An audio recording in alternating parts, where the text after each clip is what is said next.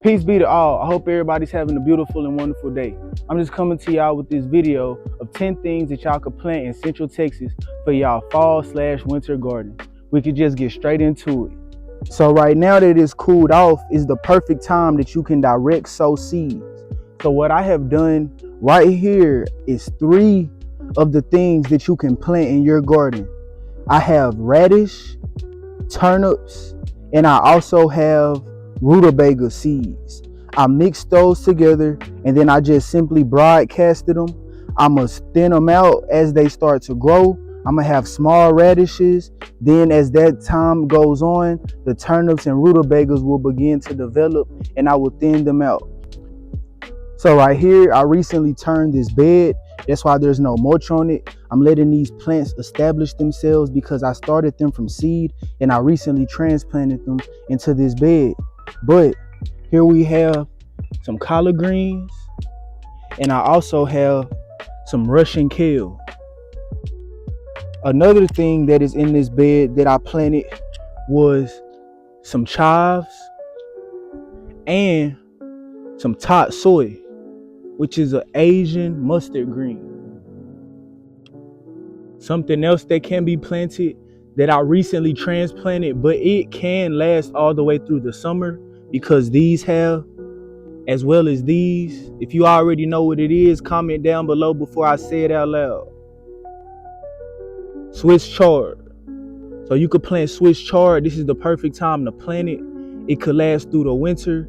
It's not very good whenever it gets super cold, but it can still be hardy. So in these 2 pots, I don't have it labeled, but these are peas. As you can see, they're popping through. I direct sowed them about 4 days ago. And as you see, there are some already popping all the way through. Something else that can be planted are carrots. I'm doing carrots in containers this year. I want to see how long I can get them. This soil that I have is very sandy, and hopefully the carrots can make their way through without bending and making weird shapes like they have on me these past couple years. And then here are parsnips, which is another root vegetable that it's a good time to plant. I have some, these are I think old Tommy blue Georgia collards. I had got these seeds at a conference that I had attended, so I'm trying to sprout these here. I want to see how they do in this climate. I had tried to sprout them earlier this year, but when I sprouted them, they got ate up really bad by everything. So I was thinking maybe since they said Georgia, they may not be good for Texas. Excuse me, I just gotta cut in real quick. Whole time, these are just red mustard greens. I don't know why I thought they was the blue collards, but these are just red mustard greens. I had a whole story for y'all, but continue. But we'll see. I have an extra container, so let's see if we could get some food off of it. Right here, I have broccoli, which I started from seed inside, and then I transplanted outside.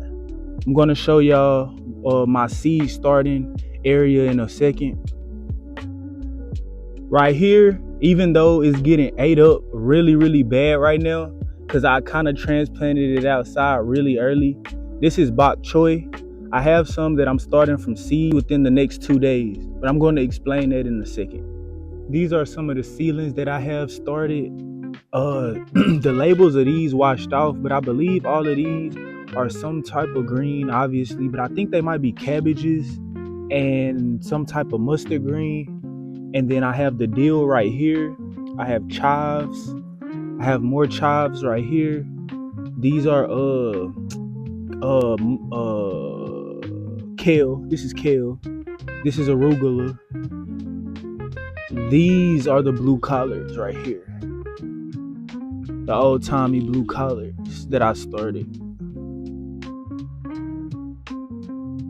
But just another quick tip about the bok choy and some of the cooler season greens like bok choy, arugula, even cilantro, some of the things that bolt really quick.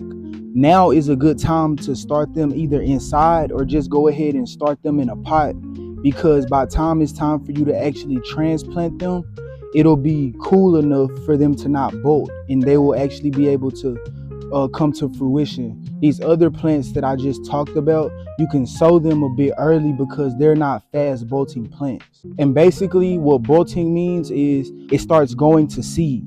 And whenever it starts going to seed, the flavor of the leaves begin to change. And sometimes that flavor begins to get bitter. Some things you can also plant now that I will be planting soon at my parents' house. They don't know about it. So if this video comes out and I haven't planted these trees at y'all house yet, they come into y'all house and they being planted. But I have a couple fig trees and then a mulberry tree. Then I also have a blackberry bush. But these are gonna be planted around this time. So trees are something that's good to plant in the fall time, because if you plant trees in the springtime in Texas, yes, they can work, but you're also risking going against that hot Texas sun. I just want to show off my peppers because they still going strong. I think something happened to one of these down here. Yeah, the birds be pecking at them sometimes, but still got these super hot peppers going. Been drying them out. Ooh, look at this one.